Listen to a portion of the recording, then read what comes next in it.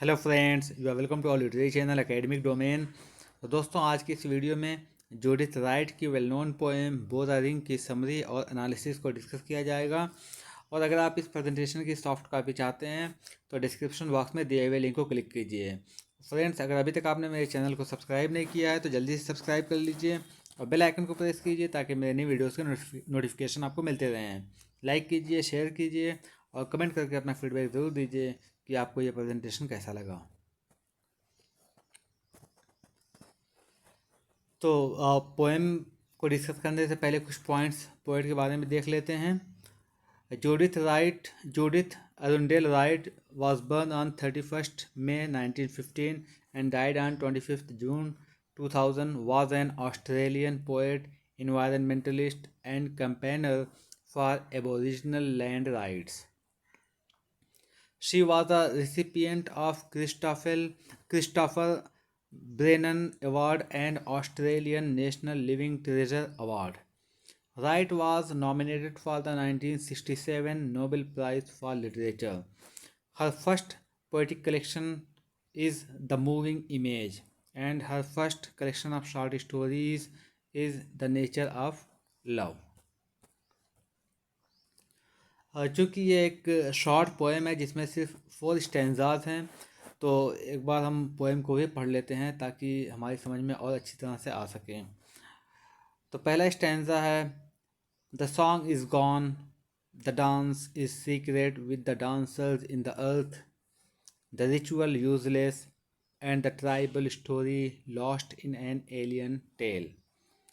Only the grass stands up to mark the dancing ring, the apple gums posture and mime a past corroboree, murmur a broken chant. Third stanza, the hunter is gone, the spear is splintered underground, the painted bodies a dream, the world breathed, sleeping and forgot. The nomad feet are still. Only the rider's heart halts at a sightless shadow, an unsaid word that fastens in the blood of the ancient curse, the fear as old as Cain. तो दोस्तों, ये poem थी और अब हम जो है poem के समरी और एनालिसिस को देखते हैं। Judith Wright was a campaigner for land rights of the Aboriginal people of Australia. The poem Bora Ring presents her poignancy at the loss of the culture of the Australian Indigenous people under the impact of the colonialism of European. There are two perspectives behind writing this poem. The first perspective is that the view of the settlers, and the second is that the view of the indigenous. In this poem, we can find that the first two stanzas are written the first two stanzas were written for the indigenous people, and the next two stanzas were written in the perspective of European settlers. Wright uses the perspective of nature for mourning for the loss of Aboriginal culture and for presenting the story. Boraring is a cultural sacred site for Indigenous Australians. In the first stanza, Wright describes the loss of the song, dances, stories, and ritual of the native Australian. Judith Wright uses the adjectives gone, secret, useless, and lost that emphasize Wright's regret that this culture of the Australian Aboriginal people has disappeared. Dancing and singing were very important thing in Australian culture, but all are gradually lost now. In this poem, we can find that how indigenous people loved to dance with the song and maintain the ritual of their ancestors.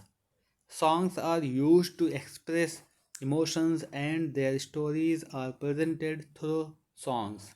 The song is gone presents the idea that the death of the race is inevitable, not only physical but also in spirit. The poet, through her use of metaphor lost in an alien tale, highlights how Aboriginal culture has been replaced by the culture of the European people as a result of white settlement in Australia.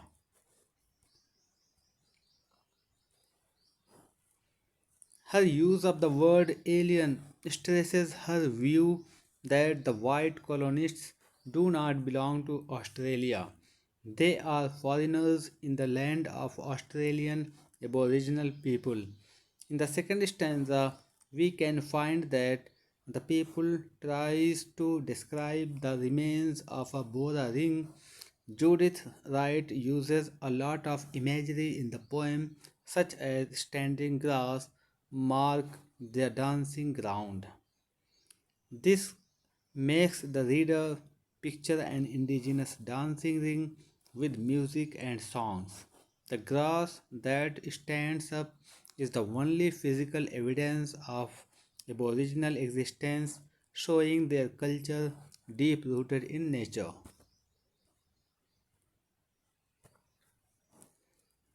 Nature is the only reminder of the lost Aboriginal culture. The grass is personified as standing up, that circles the dancing rings almost as if it is guarding this sacred area. Wright also personifies the apple gum. She tells she tells about their movements and sounds in the wind. The murmuring movements of apple gum trees remind us the past festive moments of Korobori, that is that it is not happening now. The murmur and broken chant shows that all are lost.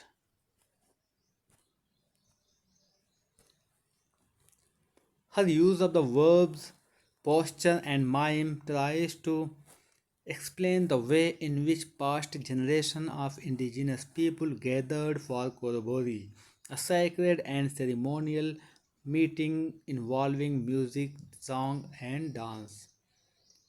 The line posture and mime of past Korobori shows that Aboriginal culture and life are intertwined into the earth and will always exist in spirit and nature.